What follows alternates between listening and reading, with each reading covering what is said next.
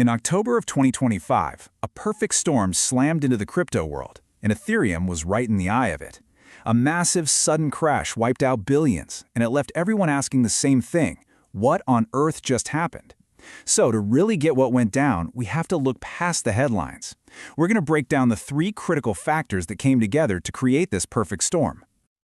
And look, we're not talking about a small dip here. This was the single biggest liquidation event in the history of crypto. It was a financial shockwave that basically reset the entire market in just a matter of hours. Now, on the surface, it really looked like this was all kicked off by one single piece of geopolitical news. But as you're about to see, that was just the match. The gasoline was already there. So what were the real forces at play here?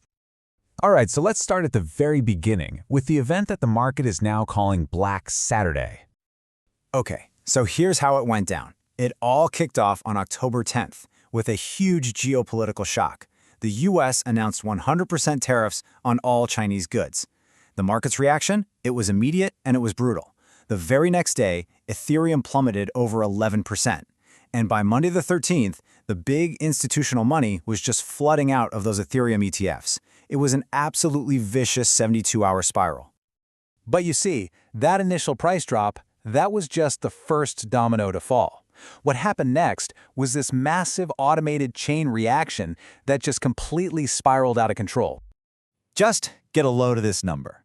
$19 billion. That's how much money was vaporized from leveraged bets, traders borrowing money to make even bigger wagers, in a single 24-hour period. Over 1.6 million traders had their positions automatically closed out. This wasn't just a few people panic selling. This was a forced systemic wipeout on a truly historic scale. So how does something like this even happen? Well, it's a mechanism called a liquidation cascade. And honestly, the best way to picture it is like an avalanche. You get a little bit of snow moving at the top, and as it slides, it picks up more snow, more speed, more momentum, until it's just this unstoppable force. It's the same idea in crypto. That initial price drop triggered automated sell-offs, which pushed the price down even more, which, you guessed it, triggered even more sell-offs. So let's just walk through this chain reaction together. First, you get the tariff news, right? That causes the initial price to drop. Now, this puts all the traders who borrowed money to bet on ETH in a really bad spot. Their leveraged positions are now in the danger zone. The exchange's automated systems see this, and they force sell those positions to cover the loans. This huge flood of sell orders creates massive downward pressure, which makes the price drop even faster, and the whole nasty cycle just starts all over again. And it wasn't just the automated systems feeling the pressure. Oh no. After that initial shockwave, the big institutional players, the big money, started making their move. And the signal they sent was crystal clear: get out. And boy, did they get out. On October 13th, we saw the largest single-day withdrawal from Ethereum ETFs in months. We're talking over $428 million pulled in total. Just look at BlackRock's fund alone. Over $310 million yanked out in one day.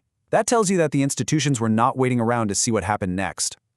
But hold on. Was this a vote of no confidence in Ethereum itself? Well, not necessarily. As Vincent Liu from Kronos Research points out, this was really more about everyone hitting the pause button.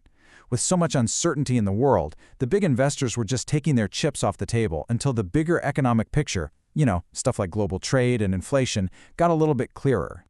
Now, while the institutions were reacting to the immediate crisis, there was another, much slower-burning issue that was already casting a long shadow over Ethereum's health, a deep structural problem with its own economic model. And this number right here, this is what's really crucial: a 99% collapse in the main network's fee revenue. This is the core income that sustains the whole network, and since its peak back in March 2024, it is almost completely evaporated. This created a really strange paradox for Ethereum. On one hand, usage was absolutely booming. More people were using the network than ever before. But on the other hand, its revenue was completely collapsing. So what gives? Well, it's because upgrades designed to lower transaction costs ended up shifting a ton of activity to these secondary networks called Layer 2s. It made Ethereum way cheaper for all of us to use, which is great, but it also starved the main network of the fee income it needs to be sustainable. So, let's just recap. You've got a macro shock, a liquidation cascade, and a fundamental revenue problem. It paints a pretty bleak picture, doesn't it? But, the market is never that simple. Let's look at the tug of war that's happening right now between the bears and the bulls. Okay, so on the bearish side, you've got this ongoing trade war, some frankly scary-looking technical charts, and those massive ETF outflows. But countering all of that, you have some really powerful bullish signs. The big investors, the so-called whales, they actually used this dip as a buying opportunity, scooping up over 150,000 ETH. At the same time, the amount of ETH just sitting on exchanges hit a 9-year low, which is a sign people are holding for the long haul, not looking to sell. And even some of the chart patterns are hinting that the worst might be over. Which leaves us with this one final really crucial question. The network has totally achieved its goal of becoming more accessible. It's cheaper and faster for everyone. But in doing so, did it accidentally break its own business model? Is this whole thing sustainable in the long run? That right there, that is the billion-dollar question that the entire market is wrestling with right now.